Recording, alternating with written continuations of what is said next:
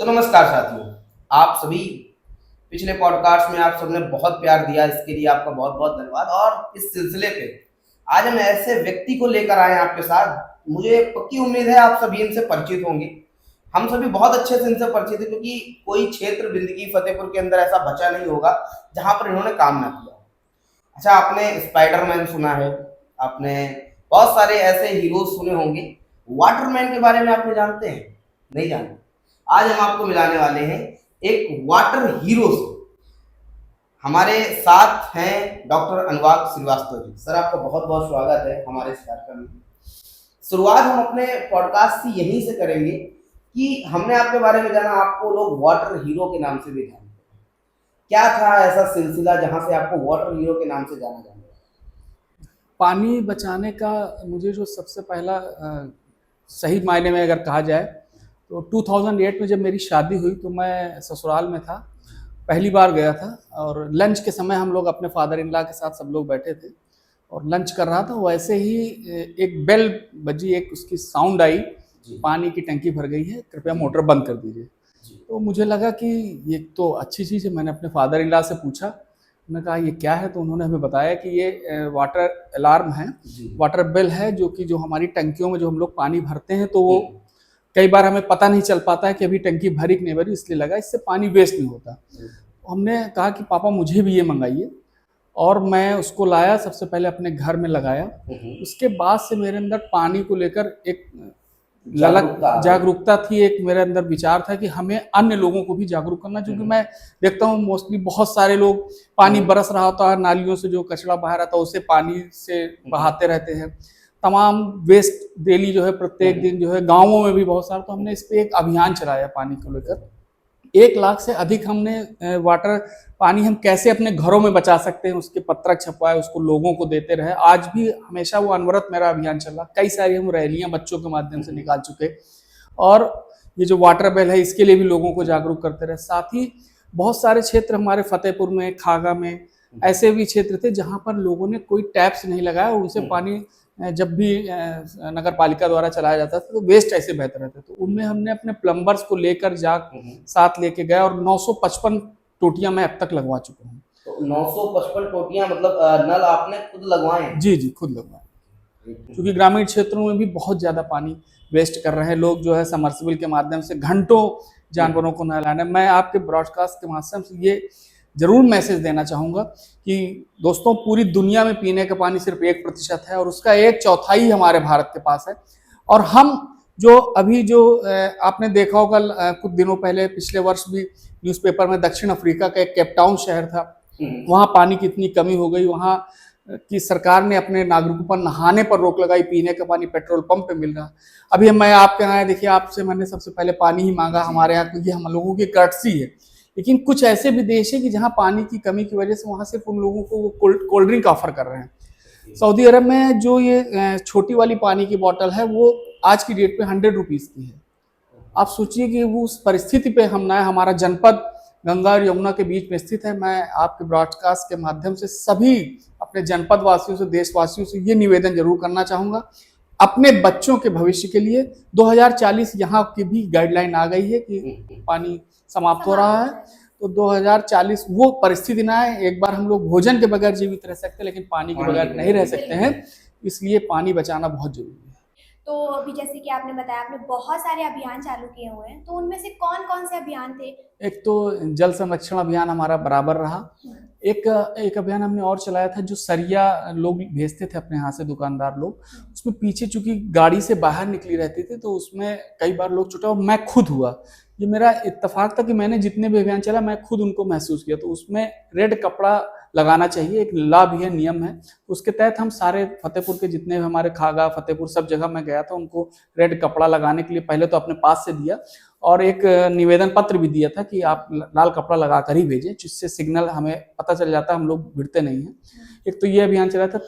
एक अभियान मैंने चलाया था, रोडवेज बसेस में महिलाओं के लिए सीट लिखा तो रहता था आरक्षित महिला सीट, लेकिन उन्हें सीट मिलती नहीं थी, और मैंने उस पल को महसूस किया था। मैं एक बार, हालांकि मैं मोस्टली अपनी गाड़ी से ही जाता हूँ, लेकिन एक कार्यक्रम था हमारे यहाँ मंदिर का, तो खागा में मेरी एक सिस्टर है डॉक्टर अर्चला, तो मैं उनको कार्ड देना था। मैंने कहा बस से चला जाता हूँ, तो मैंने एक एक हमारी बहन थी, एक बच्चों के लिए हुई थी। कोई भी व्यक्ति उस बस में नहीं उठा, मैं भी खड़ा था चूंकि जगह नहीं थी। मैंने एक दो सज्जन से कहा भी कि इनको बैठा दीजिए, आप उठे। उन्होंने कहा नहीं आप हमें न बताइए। मैंने कंडक्टर से बोला कि इनको बैठाने को व्यवस्था करें, कहा हम जब आप ही को नहीं है तो इनको हम कहाँ से देंगे। उन्होंने भी अपनी सीट नहीं दी और आगे चल के वो थोड़ा सा एक जगह पर उन्होंने जैसे ब्रेक लगाया तो वो गिरी। और फिर मैंने एक यंग लड़का बैठा था तो मैंने उसको कहा शर्म करो, उसको हटाओ, तो उनको फिर बैठाला। मैंने वहां से आके उसमें पत्र जो है पहले वहाँ रोडवेज में ही वहाँ के उनको प्रबंधक को दिया और फिर वो मैंने वहाँ मुख्य सचिव तक इसका किया था। हालांकि ये नियम में है, लेकिन वहां से उसका जवाब भी आया और उन्होंने इस बात को एक्सेप्ट किया और उन्होंने कहा कि अगर ऐसा कहीं होता है, आपको कहीं वो मिलेगी तो उस कंडक्टर ड्राइवर को सस्पेंड किया जाएगा अगर आप शिकायत करते हैं। और इस तरीके से कई सारे अभियान हमारे, चिकन पॉक्स बचाओ अभियान हमारा बराबर चला, डेंगू बचाओ अभियान बहुत मेरा कंटिन्यू चल रहा है, और एक निपाह बीमारी आई थी उसमें भी हमने दिया था। और समय समय पे वृद्धजनों के लिए हमारे यहाँ जो वृद्धाश्रम है खागा में है और यहाँ फतेहपुर में है, वहाँ हम प्रत्येक माह जाते हैं, उन लोगों को दवा वगैरह देते हैं, उनका परीक्षण करके। ऐसे बहुत सारे अभियान, कंबल वितरण अभियान मेरा चलता रहता है, कारण प्रत्येक जाड़े में हम देते हैं। सर आपने बताया पानी के लिए आप इतना कुछ कर रहे हो, जितना मैं जानता हूँ थोड़ा बहुत मैंने भी उस चीज़ की नॉलेज ली है। हमारे यहाँ जब बारिश होती है तो मोस्टली पानी क्या होता है जो छतों से होता है या होते हुए सीधे नालियों में जाता है। बिल्कुल, उसके लिए भी वाटर हार्वेस्टिंग जो हमारा जो पत्रक छपा था, जिसपे हमने कैसे हम पानी अपने घरों में बचा सकते हैं। इवन जो आरओ हमारे घर में लगे होते हैं वो 1 गिलास पानी जब फिल्टर करता है 10 गिलास पानी वेस्ट करता है, जो सिंक से बह के चला जाता है हमारी जानकारी के अभाव में। तो मैंने खुद भी अपने घर में सिर्फ 100 से 150 रुपए लगते हैं, जो आरओ इंस्टॉलर हैं वो एक पाइप लगा देते हैं, उस पानी को हम कलेक्ट करके बर्तन धुलने में इस्तेमाल कर सकते हैं। इवन एसी से जो हमारे यहाँ पानी निकल रहा है, मैं उस पानी को भी यूज में लेता हूँ आंगन को धुलने में, क्योंकि उसमें कूलिंग क्रिस्टल्स होते हैं तो पेड़ों को डालने में जो है थोड़ा तो दिक्कत होती है, तो इसलिए हम उस पानी को आंगन को धुलने वगैरह में मतलब जितना हम कम से कम पानी वेस्ट कर सके वो हमें प्रयास ना हो। बिल्कुल, एक एक बूंद हमें बचानी है, तभी हम अपने बच्चों को सुरक्षित भविष्य दे पाएंगे। हम बारिश के समय पे एक बहुत अच्छी चीज हम लोगों को बचपन में भी पढ़ाया गया है कि हम लोग अपने घर में हमेशा हम लोग गड्ढे वड्ढे, जब भी घर होता है गड्ढे बनवाते हैं, बिल्कुल उसमें एक पानी का सिस्टम हमें जरूर ऐसा बनाना चाहिए जिससे वाटर लेवल हमारा बढ़ सके, जो खराब पानी है वो नीचे जमीन में जा सके। और वाटर लेवल की आज से हमको याद है सर, हमारे बाबा दादा बताते हैं कि पहले के समय में कुएं ऐसे होते थे कि हम लोग ऐसे पानी आराम से निकाल लेते। अब देखिए सब कुएं तालाब सब सूखते जा रहे हैं, नहीं मिलते। बिल्कुल सही। सर आपने मुझे एक बताया कि पानी बचाओ अभियान आपने चालू किया था, तो उसमें अभी आप और भी क्या कुछ करने वाले हो जिसकी वजह से, जैसे कि गर्मी आने वाली है तो पानी और भी ज्यादा इस्तेमाल किया जाएगा, तो उसमें और आप क्या करने वाले हो और क्या चीज सिखाने वाले हो आप आने वाले लोगों को कि ये चीज करके आप पानी बचा सकते हैं? एक तो ये वाटर बिल वाला मेरा बहुत मतलब जबरदस्त सबसे निवेदन है कि सब लोगों को अपने घरों में वाटर बिल जरूर लगाएं, क्योंकि मोस्टली घरों में समरसेबल से पानी भरा जा रहा है और वो कई बार हमारे जाने अनजाने में, कई बार हमारे आलस्य में भी कि अभी भरी नहीं होगी कौन देखने जाए। तो वाटर बिल लगना चाहिए। और आज मैं जब फतेहपुर से आ रहा था तो मेरे दिमाग में ये चल भी रहा था कि मुझे वाटर बिल मैं देखूंगा। एक तो चूंकि जब आ रहा था तो हमारे वहाँ एक हनुमान मंदिर, उससे पानी बहुत तेज है, तो जो ये सार्वजनिक स्थान है मैं वहाँ पर जाकर मैं अपनी तरफ से उन लोगों को एक तो वाटर बिल दूंगा और इसके बाद लोगों को वाटर बिल के लिए, और कई सारी भी रैलियां भी हमारी प्रस्तावित है, हम निकालूंगा उनको पानी के बचाने के लिए। एक चीज और आपके बारे में सुनने में आई है, आपने जब शुरुआत की थी तो एक किसी ट्रेन हादसे से शुरुआत की। हाँ, मैंने 2012 में कालका ट्रेन हादसा हुआ था हमारे यहाँ मलवा के पास जी, और वो जिसमें 2 ट्रेनें अपना ये मलवा के टाइम पे टकरा गई थी, बहुत लोग उसमें इंजर्ड हुए थे, बहुत लोगों की डेथ हुई थी। तो उस पीरियड में जो लोग इंजर्ड हुए थे, जिन्हें हॉस्पिटल्स में जो लोग एडमिट थे गवर्नमेंट हॉस्पिटल्स में, तो हम लोगों ने वहाँ पर जाकर सभी लोगों के लिए कुछ फूड प्रोडक्ट्स जो है डिस्ट्रीब्यूट किए थे। वो मेरा सेवा का पहला कार्य था। शुरुआत वहीं से आपकी हुई? जी जी।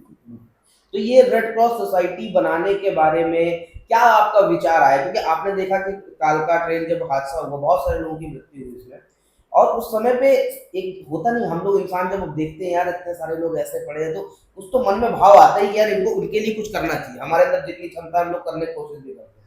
तो उस समय आपके अंदर क्या भाव आया कि चलो, उसके बाद तो आपने कर दिया होगा, किया होगा, काम खत्म हो गया होगा, चलो 5-10-15 दिन बाद भूल गए, आपके मन में विचार ऐसा क्या आया कि नहीं मुझे इसको आगे लेकर चलना?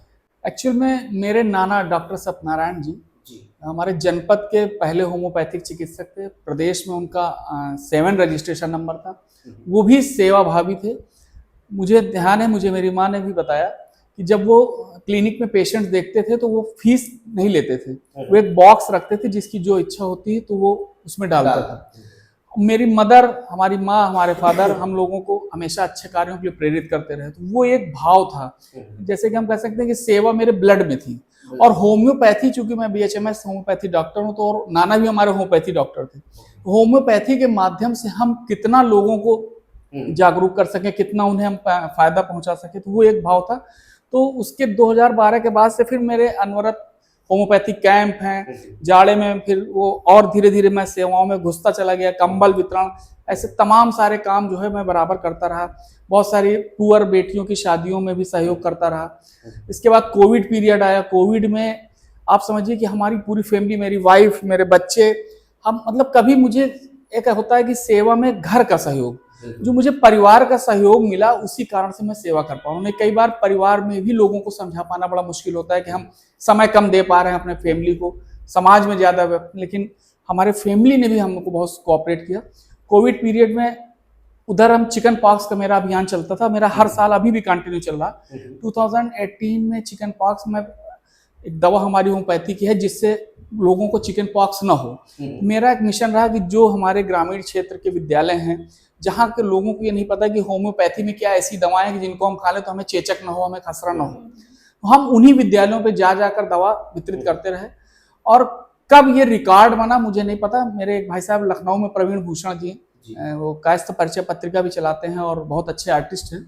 उन्होंने मुझे एक बार कहा कि अनुराग, तुम इतनी दवाएं बांट रहे हो, ये तो एक रिकॉर्ड हो सकता है, इसको जो है मुझे भेजना चाहिए। तो पहली बार इंडिया बुक ऑफ रिकॉर्ड में ये सब भेजा गया। फिर उन्होंने बहुत सारी क्वेरी की, तो वो मेरा पहला रिकॉर्ड बना 2018 में। फिर 19 में एशिया बुक ऑफ रिकॉर्ड में मेरा नाम दर्ज हुआ सेवा कार्यों के लिए। फिर 2020 में जब कोविड पीरियड आया तो आयुष मंत्रालय ने एक मेडिसिन अप्रूव करी थी, आपको भी ध्यान होगा शायद, आर्सेनिक एल्बम 30। उसको हमने, जो हमारा मिशन था कि जितने भी हमारे फ्रंट लाइन वर्कर्स हैं, चाहे वो पुलिस कर्मी हो, चाहे वो न्यूज़पेपर हाकर्स हों, जो लोग भी बाहर निकल कर सेवा दे रहे थे, क्योंकि उस समय लोग अपने घरों से बाहर नहीं निकल रहे थे, ऐसे लोगों को मैंने जाकर उनकी इम्यूनिटी बढ़ाने की, चूंकि जो हमारी होम्योपैथी दवा है रोग प्रतिरोधक क्षमता को बढ़ाती है, मैंने जो पहली बार दिया था 1,33,000 लोगों को दवा, तीनों तहसीलों में। यहाँ आपके बिनकी में भी हमने प्रहलाद सिंह SDM सर थे, उनके साथ जाकर हमने यहाँ दवा बांटी थी, तीनों तहसीलों में दवा बांटी। फिर तो 2020 में 21 में फिर मेरा एक वो रिकॉर्ड बना था, उस बार भी मेरा इंडिया बुक ऑफ उसमें नाम दर्ज हुआ। और इस तरीके से सेवाएं बराबर चलती रही। कोविड पीरियड में जो लोग हाईवेज में हमारे जो प्रवासी मजदूर चल रहे थे, उनके लिए 5 बार हम लोगों ने जो जलपान की व्यवस्था की, उसमें मेरे घर के मेरा बेटा, मेरी बेटी, हमारा छोटा भाई अभिनव, उसके बिना मतलब पूरा सहयोग है। आप समझिए इतनी शीशियां बनाना वो मेरे छोटे भाई का काम था, हम सब लोग मिल के बनाते थे शीशियां। सर मुझे एक बात नहीं समझ में आ गई, कोविड का पीरियड एक ऐसा था कि घर से बाहर निकलना बहुत मुश्किल हुआ था। जी, हम लोग उन बस्तियों में जाते थे जहां पर लोग जाने से डरते थे। आपको सर उस समय डर नहीं लगा बिल्कुल कि मैं हूं, बस एक फैमिली है, जी, कोविड हो गया? कई बार जब सेकंड वेव आई तो बहुत सारी डेथ रोज हो रही थी लोगों की, खाली फियर की वजह से। तब कई बार हमारे घर में भी मदर लोग थोड़ा घबराती थी, लेकिन ईश्वर की चूंकि इच्छा थी, ईश्वर को कराना था। ईश्वर, मेरा ये मानना है कि सेवा जो है, ईश्वर सबको जो है सिग्नल देता है, बस उन सिग्नल्स पे चलने की आवश्यकता है। और उन पे मैं चलता रहा और अपना काम करता रहा। हमारी फैमिली में किसी को कोविड नहीं, डेली निकलता था। और उसके बाद फिर दोबारा जब वेव आई तब फिर हमने 2 लाख लोगों को दवा बांटी। तो उसके लिए फिर स्पेशली वहाँ पर न्यू दिल्ली में बुलाकर इंडिया बुक वालों ने सम्मानित किया था कि आपका इतना बेहतरीन सेवा कार्य रहा। सर आपने तो अपनी कहते नहीं जान की परवाह नहीं की, एकदम जी, 2 लाख लोगों को आपने दवा बांटी। इसका मतलब ये है कि आप 4 लाख लोगों से मिले। बिल्कुल। और कोई अकेला व्यक्ति तो नहीं आएगा उसको दवा लेने के लिए। सही। साथ ही जो है क्लिनिक, चूंकि मैं अपनी क्लिनिक भी हमारी, तो क्लिनिक में हम जाते थे, डॉक्टर्स को मना नहीं था, तो अपनी क्लिनिक से मैं रोज ऐसे लोग, बहुत सारे लोग, हमारे भाइयों को राशन की दिक्कत हो रही थी उस समय बहुत, चूंकि उनके रोजगार छीन गए थे, तो ऐसे करीब हमने 355 लोगों को अपनी क्लिनिक से राशन भी वितरित किया। और मैं इन सभी चीज़ों का क्रेडिट अपने पूरे फैमिली को, अपने माता पिता, अपने धर्मपत्नी, अपने छोटे भाई, बच्चों को और ईश्वर को विशेष रूप से देता हूँ कि मुझे इस योग्य बनाए कि मैं किसी के काम। सर अभी आप इतने ज़्यादा सक्सेस हो, मतलब आपको सब लोग जानते हैं, फेमस भी आप अच्छे खासे हैं, तो आपकी नज़र में सक्सेस क्या है? सक्सेस, मेरा ये मानना है कि सब लोगों का इतना प्यार स्नेह मिल रहा, इससे बड़ी सक्सेस कुछ नहीं। सर आप इतना मोटिवेट फील करते हो डेली, जी जी। तो इसके पीछे कुछ तो रीज़न होगा।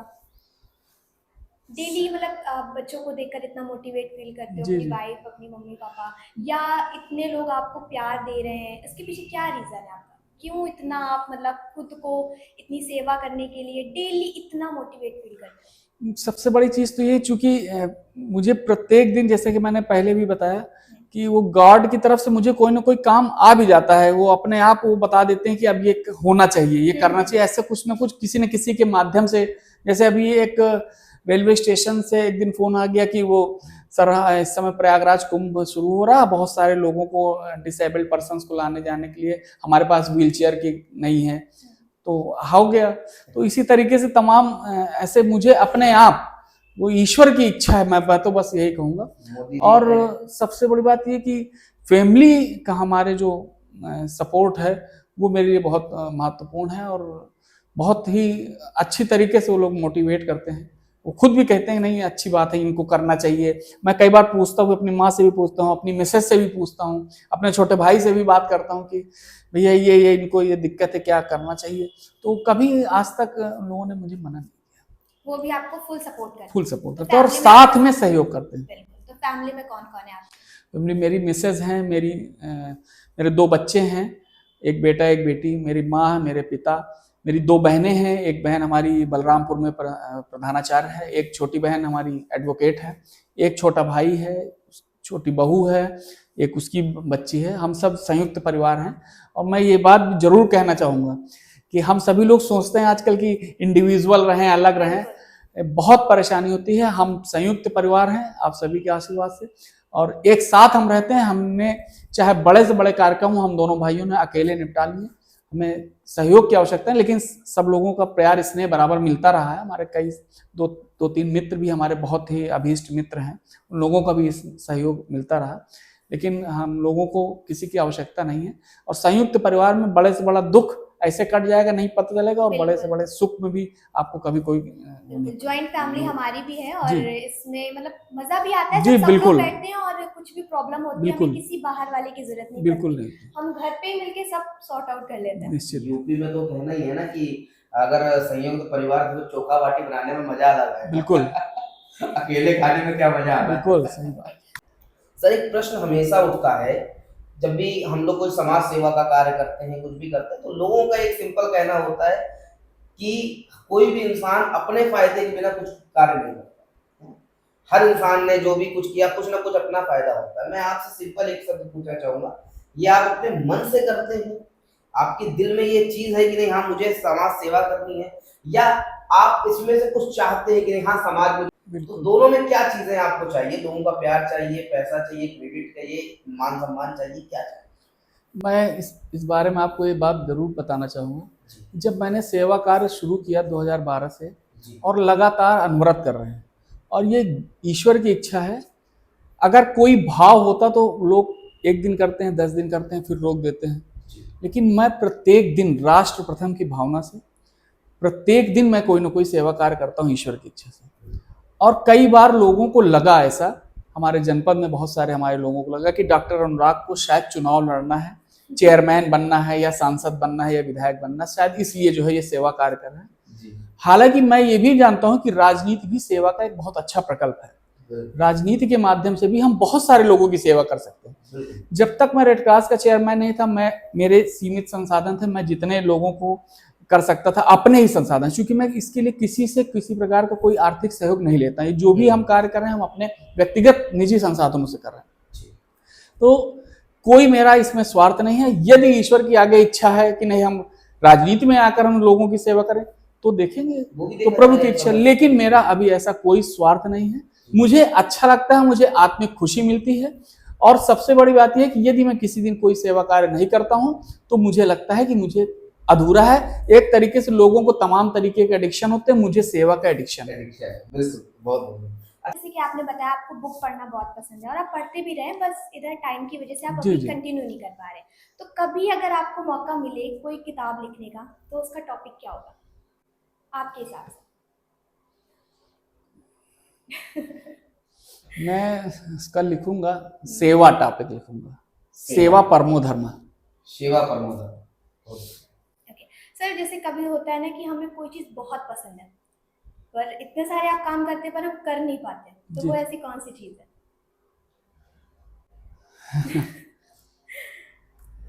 सेवा कार्यों को लेकर। नहीं, वैसे जैसे कुछ होता है ना फन या बच्चों के साथ करना आपको बहुत हाँ, पसंद है पर मुझे टाइम की मूवी shortage मूवी से- देखना बहुत पसंद है। और मैं जब बीएचएमएस कर रहा था तब भी कभी जब हमारे पेपर खत्म हो जाते थे तो मैंने बिलासपुर से बीएचएमएस किया, और जब मेरा पेपर खत्म हुआ रिजर्वेशन पहले से रहता था घर वापस आने का, तो मूवी देखे बिना मैं नहीं आता था। अच्छा। और हमारे फतेहपुर में कोई अच्छी टाकीज नहीं है, मैं इस बात को जरूर कहना चाहूंगा।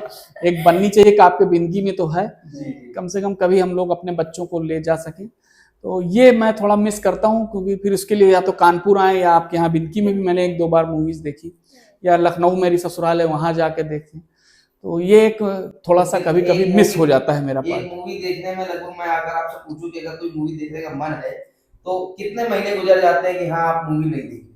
आप जैसे अभी तो लगभग 4-6 महीने तो हो गए हैं। 4-6 महीने पहले देखी। ये है कि कभी अब वो बेटा लैपटॉप में भी लगा देता है तो उस तरीके से हम देख लेते हैं। लेकिन जो थिएटर में देखने का मुझे है शौक है, वो थोड़ा मिस हो जाता है कभी कभी, लेकिन फिर भी मैं अपने इस शौक को जिंदा किए हुए हूँ, और मुझे जब भी मौका मिलता है मैं मूवी देखता जरूर जरूर। देखते हैं। जी। तो 5 ऐसी चीजें जो आपको करना बहुत पसंद है। मूवी देखना पहला। और मिठाई खाना भी पसंद है, लेकिन मैं अभी चूंकि थोड़ा सा परहेज करने लगा। मिठाई में क्या पसंद है ये भी था? मिठाई में सभी मिठाइयाँ पसंद है, लेकिन मतलब कोई स्पेसिफिक नहीं है कि नहीं ये ज्यादा हाँ नहीं सभी मिठाइयाँ खा लेते हैं। और बच्चों के साथ मस्ती करना भी मुझे पसंद है, बुक्स अच्छी बुक्स पढ़ना पसंद है, और संतों की जैसे स्वामी प्रेमानंद जी का मैं रील्स देखता हूँ, उनके विचार मुझे बहुत अच्छे लगते हैं, प्रवचन सुनना मुझे बहुत पसंद है, और बाकी सेवा मेरा एडिक्शन। तो जैसे कि आपने बच्चों के बारे में बताया कि आपको मस्ती करना पसंद है, जी जी। तो उन दोनों में से आपका सबसे प्यारा कौन है? ये सवाल बड़ा कठिन है एक पिता को बता पाना है। कि मेरे हिसाब से बच्चे चाहे दोनों सभी बच्चे सबको प्यारे होते हैं, और किसी के लिए कोई वो नहीं होता, लेकिन मेरे दोनों बच्चे बहुत अच्छे भी हैं और बहुत क्यूट हैं। बेटा छोटा है, थोड़ा वो शरारतें करता है। अच्छा, कई बार शैतानी कौन ज्यादा करता है? बेटा थोड़ा शरारती ज्यादा है। बेटी हमारी जी बेट नहीं, लेकिन वो इतनी सीधी भी नहीं है। बेटी भी 10th में है, इस बार वो आईसीएसई बोर्ड से परीक्षाएं दे रही है।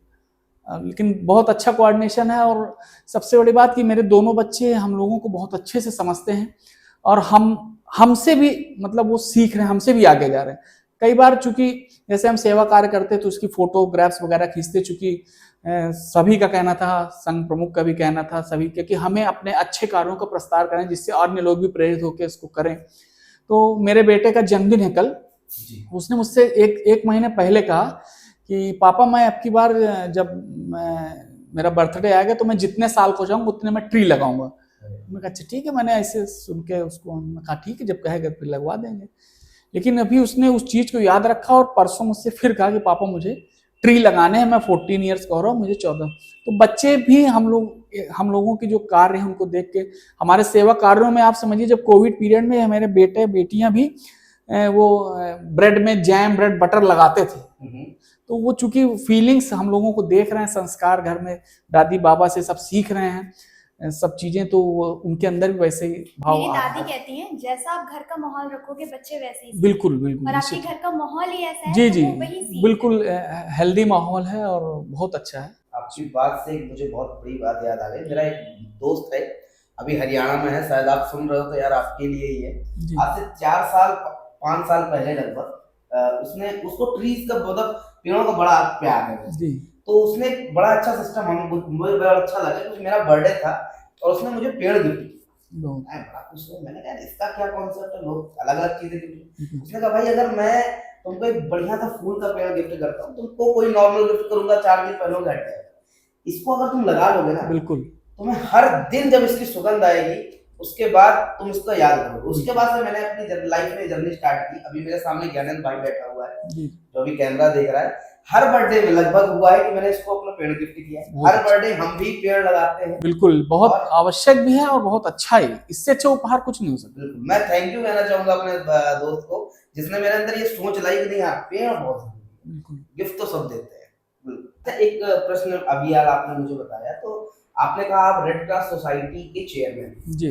आज फतेहपुर जिले के अंदर रेड क्रॉस सोसाइटी चलती है। हमेशा कोई भी अब सिंपल बात है, अकेले इंसान, वो एक कहावत है अपने यहाँ, अकेला चला भार नहीं है।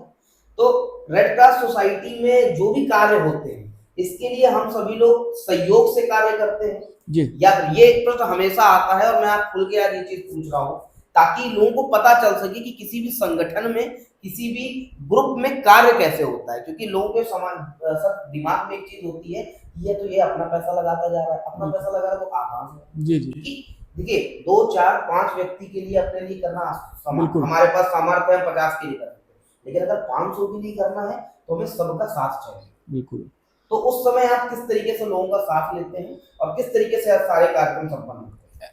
एक्चुअल में रेड क्रॉस सोसाइटी में आजीवन सदस्य बनाए जाते हैं, वार्षिक सदस्य बनाए जाते हैं और इन सदस्यों का जो सदस्यता शुल्क है, जैसे आजीवन का 1000 रुपये है और वार्षिक जो है 100 रुपये है। इनका जो सदस्यता शुल्क आता है इसका कुछ भाग सेंट्रल और स्टेट को जमा होता है, जो बाकी पैसा होता है वो हमारे पास रहता है। उसके माध्यम से ही जैसे हमने पूरे जनपद में 251 टीबी पेशेंट्स गोद लिए हुए हैं, उनको हम पोषण सामग्री उस फंड से खर्च करके दे। व्यक्तिगत रूप से मैंने एक अपने नाना के नाम से एक संस्था बनाई हुई, डॉक्टर सत्यनारायण सेवा फाउंडेशन। उसके माध्यम से मैंने 11 मरीज खुद लिए हुए हैं व्यक्तिगत। उनको भी मैं लगातार 2 वर्षों से मुझे टीबी विभाग से जोड़ने वाले एक अजीत भैया थे और ये रेड क्रॉस में जोड़ने का श्रेय भी मैं उन्हीं को ही दूंगा और हमारे जिला क्षय रोग अधिकारी डॉक्टर निशात शहाबुद्दीन सर को। चूंकि आज से पहले रेड क्रॉस जनपद फतेहपुर में बिल्कुल विलुप्त हो गई थी, लोग नहीं जानते थे।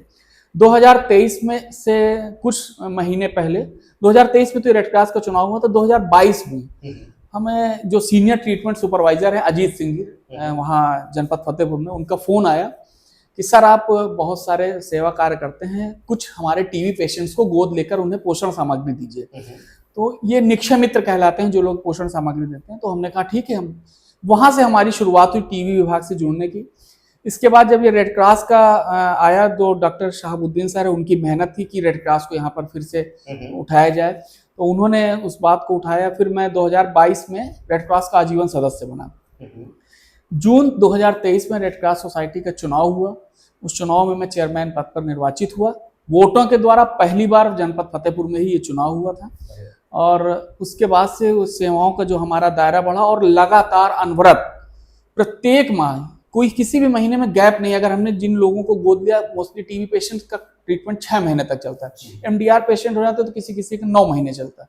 उनके पूरे चिकित्सकीय कोर्स पूर्ण होने तक हम लोग कंटिन्यू पोषण सामग्री दे रहे हैं और वो ये जो पोषण सामग्री इन्हीं लोगों के माध्यम से, जो सदस्य हैं हमारे, उनके माध्यम से हम लोग जो सदस्यता शुल्क आता है उसका स्टेट और सेंट्रल को भेजने के बाद जो बचता है उसके माध्यम से हम लोग बराबर वितरित करते हैं। मतलब कुल मिला के आप इस बात को समझ लीजिए कि हम सब साथ मिलके बड़े कार्य करते हैं। अगर आप किसी के मन में ये सोचते हैं कि नहीं हाँ ये अकेले दम पे सब कुछ कर रहे हैं, तो नहीं होता। क्यों? क्योंकि इनके जरिए से सब कुछ हो रहा है, सब लोग साथ मिलके काम होता है। ये विचार हमारे समाज को हमेशा कुंद बना रहा है। बिल्कुल, कि एक व्यक्ति अपने फायदे के लिए काम करता है। दूसरा एक समर्पण की भावना भी थी कि संस्था को हम उठाएं। तो जब मैं 2022 में रेड क्रॉस का मेंबर बना तो हमसे डॉक्टर शहाबुद्दीन ने कहा कि सर आपके कुछ सेवा कार्य अगर रेड क्रॉस को भी समर्पित। उस समय मैं चेयरमैन नहीं था, तो मेरे अंदर एक फीलिंग थी कि नहीं ठीक है, अंतर्राष्ट्रीय स्तर की संस्था है, किसी भी प्रकार की आपदाएं हो तो उसमें पूरा रेड क्रॉस सहयोग करता है, चाहे वो अग्नि पीड़ित हो, चाहे वो बाढ़ पीड़ित हो। अभी प्रयागराज में भी हमारा रेड क्रॉस का शिविर लगा हुआ, वहां पर भी मैंने एक दिन जाकर, इस बार भी गया था, पिछली बार भी मैं गया, वहां पर सभी कल्पवासियों को और जो लोग हमारे दर्शनार्थी आ रहे थे, संतों को, उनको दवाएं वितरित की थी। तो हमने अपने सेवा कार्य, जो हमारे व्यक्तिगत सेवा कार्य हैं, उनको भी हमने रेड क्रॉस को समर्पित किया।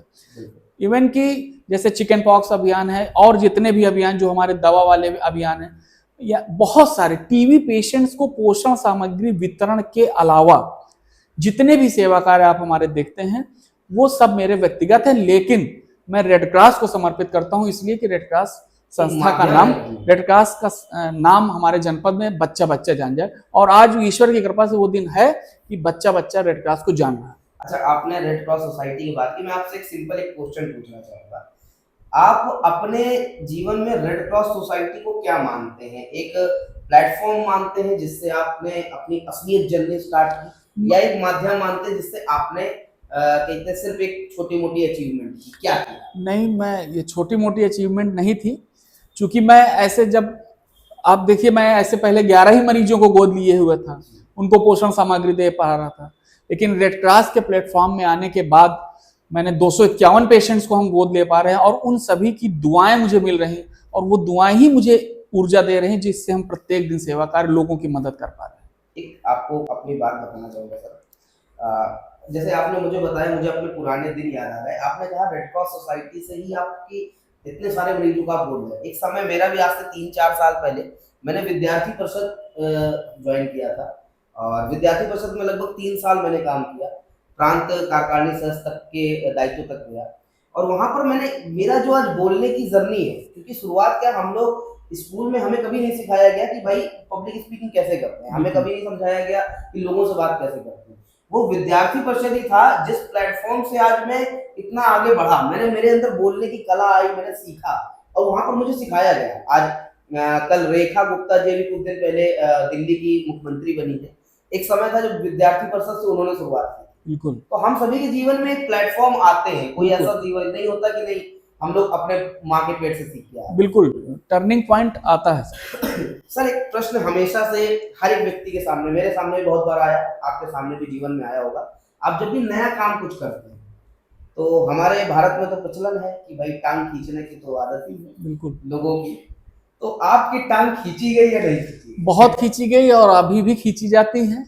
और कई बार बहुत शुरुआत में जब हम सेवा कार्य में थे, तो मुझे बड़ा अजीब लगता था। बहुत सारे जो हमारे साथ थे वो लोग भी, उन लोगों ने भी साथ छोड़ा, और बहुत तमाम तरीके के बयान दिए गए कि वो एक मंदिर बनाने का भी सौभाग्य हमें प्राप्त हुआ वहाँ पर फतेहपुर में।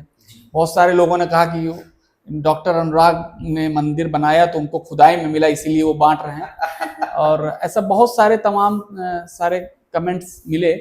लेकिन पहले तो बहुत तकलीफ होती थी, लेकिन कुछ हमारे ऐसे अग्रज, हमारे बड़े भाई, हमारे घर परिवार, हमारी मदर, हमारी मिसेज, इन लोगों ने मुझे समझाया कि ये आलोचक रहेंगे तभी हम और आगे सेवा कर पाएंगे। और मैं इन सभी अपने आलोचकों को और जिन लोगों ने मेरा साथ छोड़ा उन सभी का मैं धन्यवाद देता हूँ कि शायद मैं उन लोगों की वजह से और हमारे सेवा कार्यों को गति मिल रही है और मुझे एनर्जी मिल रही है, और मैं पूरे उत्साह के साथ उसी तरीके से सेवा कार्य कर रहा हूँ। लेकिन फिर भी मैं आपके चैनल के माध्यम से लोगों से अपील करना चाहता हूँ कि यदि आपके समाज में कोई आपके लिए कुछ कर रहा, समाज के लिए कुछ कर रहा, तो उसे एप्रिशिएट करें, उसकी टांगे न खींचें।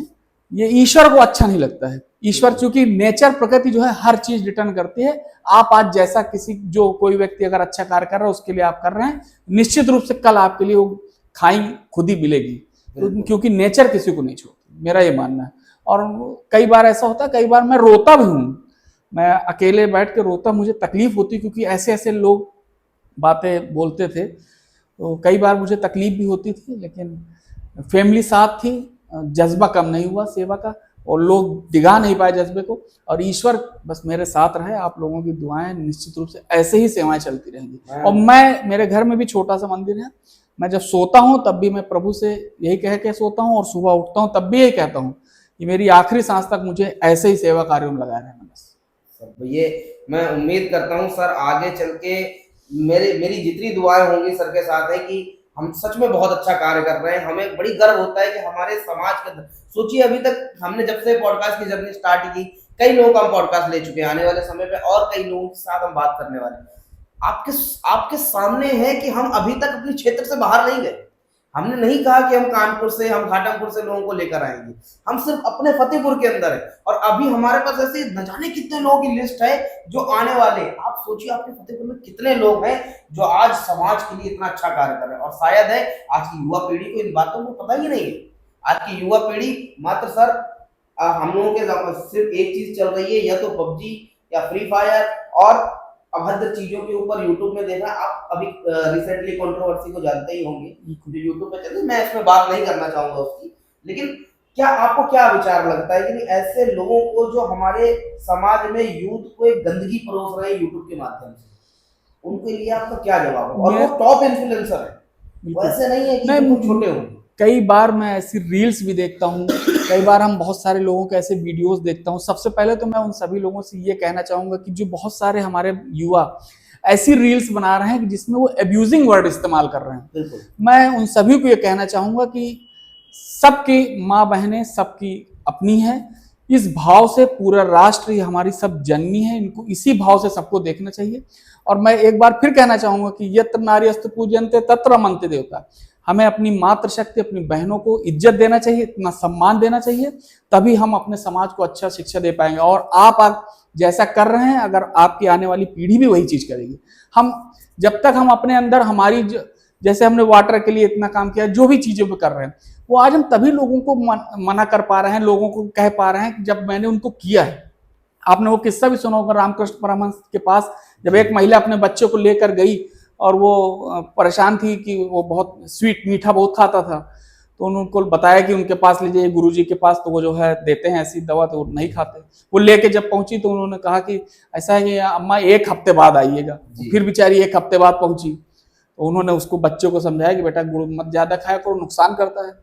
वो उसको तो समझा दिया, लेकिन माँ उसको गुस्से, कहीं ये बात तो आप उस दिन भी कह सकते थे। तो उन्होंने कहा कि मैं उस दिन खुद ही खूब बहुत गुड़ खाता था। तो जब तक हम स्वयं अपने आप को नहीं परिवर्तित कर पाएंगे, हम समाज को क्या दे रहे हैं? हम इन रील्स के माध्यम से या इन यूट्यूब के जो हम लोग बना रहे हैं वीडियोस, इनके माध्यम से कम हम ऐसी चीज दें लोगों को, नशे के प्रति दूर करने के लिए हम लोगों को जागरूक करें। नशे में तमाम समाज में हमारे बच्चों को जकड़ता चला जा रहा है, उनको तमाम प्रकार के प्रलोभन देकर। चूंकि मैं नशा उस समिति में भी, जिले की उसमें भी हूँ मैं सदस्य, तो मैं विद्यालयों में जाता हूँ, बच्चों को इसके लिए भी जागरूक कर रहा हूँ। तो मैं ये जरूर कहना चाहूंगा कि ऐसे लोगों को नशे से दूर रहने, अल्कोहल ज्यादा लेने से लीवर सिरोसिस, लीवर कैंसर हो रहा है।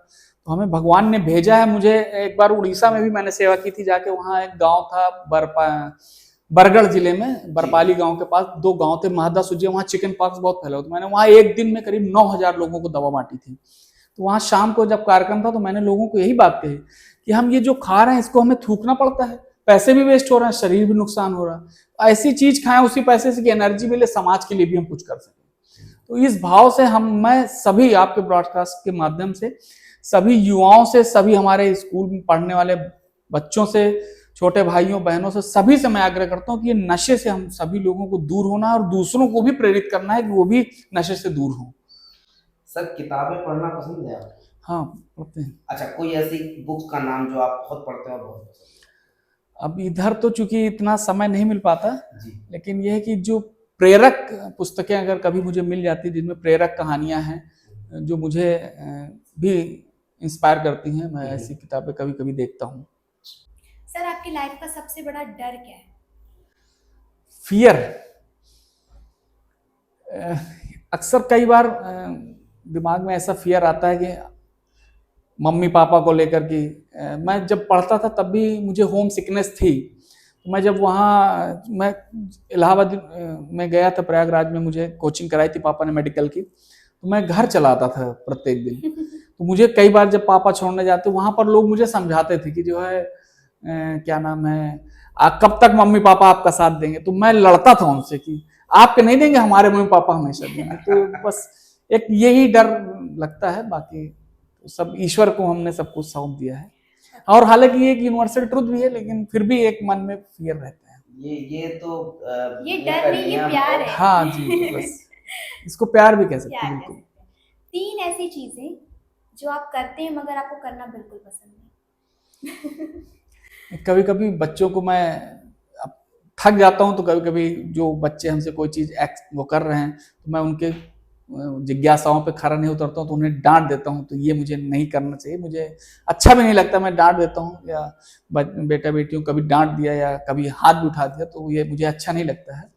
और दूसरा कि वो सब समझते होंगे कि हाँ, बाकी वो सब अंडरस्टूड है, वो बच्चे भी समझते हैं। अच्छा, एक क्वेश्चन मेरा, आपकी फैमिली में आपने बताया ज्वाइंट फैमिली है, और ज्वाइंट फैमिली में एक चीज जरूर होती है कि किसी ना किसी का डर जरूर होता है। तो आप आप सबसे ज्यादा अपने फैमिली में किससे डरते हैं और आपसे कौन डरता है? ये दो चीजें। ये हमारे यहाँ मेरे घर में अनुशासन रहा हमेशा से, चूंकि हम शिशु मंदिर विद्या मंदिर के हम भी छात्र हैं। अरे फिर तो बहुत ज्यादा रहा होगा। तो पापा को हम लोग डरते थे, मम्मी से हम अपनी सब बात शेयर करते थे। तो पापा से हम लोगों को डर आज भी रहता है, लेकिन अब वो डर नहीं है, अब तो उस प्रेम के साथ हैं हम लोग, लेकिन अब वो डर खत्म हो गया। लेकिन ये है कि अभी भी वो एक अनुशासन हम लोगों के अंदर है, हमें कोई भी चीज करनी है तो मैं अपने मम्मी पापा से पूछता जरूर हूँ। बिल्कुल, और ये चीज होनी भी चाहिए। हमसे चूंकि ऐसा कोई माहौल नहीं है, सभी लोग जो है इक्वल हैं, कोई वैसा कुछ नहीं है। लेकिन हाँ ये है कि हमारे छोटे भाई और हमारी जो बहनें हैं, वो कोई चीज है अगर गलत कर रही तो वो डरती इस बात से, वो भयभीत रहती हैं कि नहीं भैया हमें चिल्लाएंगे। तो वो इसने वो लोग भी हमें बहुत सम्मान देते हैं, हमारी दोनों बहनें, दो हमारा छोटा भाई। वो प्यार भरा डर जी है, जी, नहीं अपने वो एक प्यार भरा भय है बस। आपके बचपन में या अभी कभी ना कभी कुछ ऐसी फनी चीज हुई होगी जो आपने किसी से नहीं बताया, और वो इतनी फनी थी कि आप उसको बताने से डरते हो कि नहीं नहीं ये किसी को पता नहीं चलना चाहिए, बट आपको आज बताना है। अब मैं 6 में था, और चूंकि पढ़ने में अच्छा था, विद्या मंदिर में था, किसी सब्जेक्ट में मार्क्स कम आए थे, तो रिजल्ट कार्ड हमें मिल चुका था, और दूसरे दिन चित्रकूट करवी जो है विद्यालय की तरफ से एक टूर जाना था। तो मैंने इस डर से अपने घर में मम्मी पापा को बताया ही नहीं कि रिजल्ट कार्ड मिल गया, और रिजल्ट कार्ड मैं घर पे रख के गया। सर आपको कई जगह से बहुत सारे आपके रिकॉर्ड्स रहे हैं, कई आपको पुरस्कार मिले हैं। क्या एक समराइज आप बता सकते हैं कि आपको किन किन पुरस्कारों से कब कब सम्मानित किया? एक तो 2018 में इंडिया बुक से था, 2019 में एशिया बुक ऑफ रिकॉर्ड से था, फिर 2020 में एक गोल्डन बुक ऑफ रिकॉर्ड से जो है golden personality of marvellous personality of India के सम्मान से सम्मानित किया गया था यहाँ प्रयागराज में। स्वीप आइकॉन में 3 बार रहा। स्वीप जो है भारत निर्वाचन आयोग का मतदाता जागरूकता कार्यक्रम होता है, इस बार भी मैं स्वीप आइकॉन रहा हूँ। तो इसमें जिलाधिकारी से बराबर हमें प्रत्येक बार सम्मान मिला, और चूंकि इसमें हमने बहुत सारी रैलियां हम बच्चों के माध्यम से पेरेंट्स को जागरूक करने के लिए, और इसके बाद 2020 में फिर इंडिया बुक ऑफ रिकॉर्ड में नाम दर्ज हुआ था। अभी इसे 2024 में भी डेंगू के लिए हम बहुत सारे बच्चों को दवा हमने बांटी थी, उसमें भी अभी इंडिया बुक ऑफ रिकॉर्ड में इसमें नाम दर्ज हुआ। और वाटर हीरो की उपाधि भारत सरकार जल शक्ति मंत्रालय द्वारा भी 2020 में नेशनल यूथ फेस्टिवल में यूथ आइकॉन जनपद का हमें बनाया गया था। और ऐसे बहुत सारे से 2024 में जुलाई में 16 जुलाई को रेड क्रॉस सोसाइटी के ही कार्यक्रम था राजभवन में, राज्यपाल महोदया द्वारा पूरे प्रदेश में सब अच्छा कार्य करने के लिए आनंदीबेन जी द्वारा मुझे सम्मानित किया गया था। और ऐसे तमाम सम्मान मुझे बराबर मिलते रहे हैं, लोगों का प्यार, स्नेह, आशीर्वाद मिलता है। ये फतेहपुर के लिए बड़ी गर्व की बात है, ये मैं जहाँ हमारे जिले के लिए बहुत गर्व।